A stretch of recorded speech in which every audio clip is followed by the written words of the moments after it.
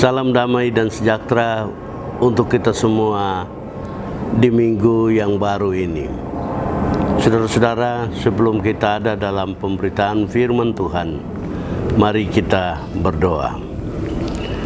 Bapa di surga, kami bersyukur minggu ini Tuhan memberikan kesempatan bagi kami untuk menikmati kemuliaan-Mu, kasih keadilan-Mu yang sempurna. Kami temukan itu dari membaca, mendengar, dan merenungkan firman Tuhan. Amin. Saudara-saudara, firman Tuhan yang kita renungkan bersama di minggu ini terdapat di dalam surat Rasul Paulus pada jemaat di Roma pasal 8 ayat 18 sampai 30 dengan tema kemuliaan anak-anak Allah di masa depan. Kemuliaan anak-anak Allah di masa depan.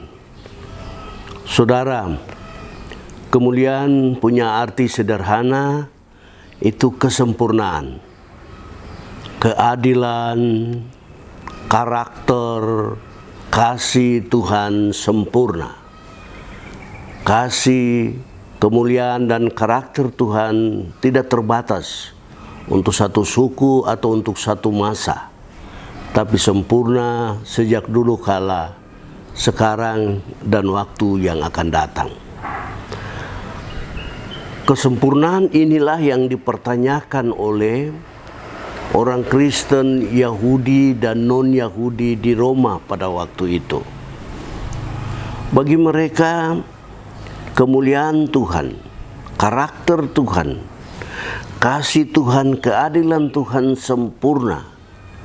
Tapi nyatanya mereka tidak berhenti dari penindasan, penjajahan, perlakuan yang tidak manusiawi.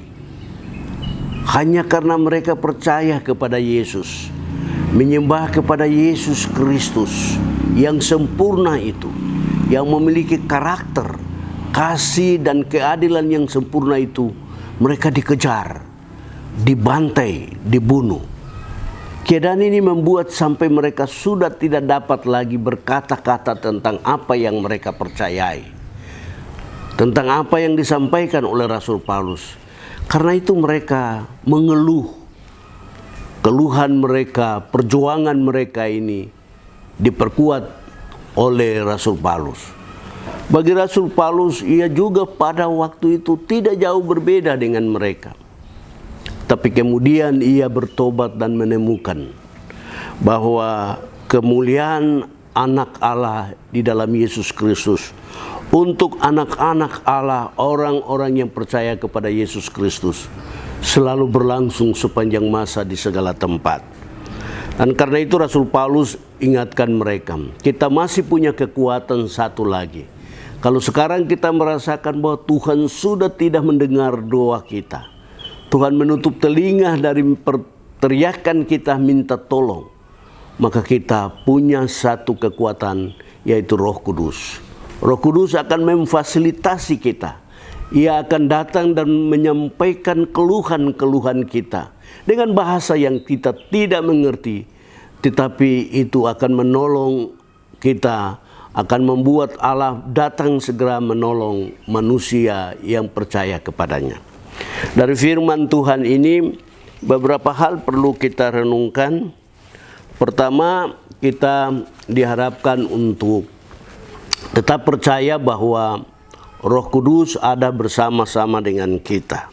Ia turut bekerja dalam segala doa, pekerjaan, dan pendapatan kita.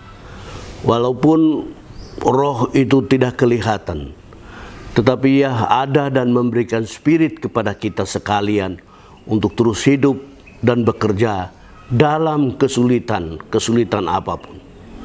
Yang kedua, kita diminta untuk bertekun. Bertekun ini hal yang memang juga penting sekali dalam kehidupan orang-orang percaya. Jika tidak bertekun, maka orang akan menemukan bahwa kalau ada peluang, mereka mau ada di sana.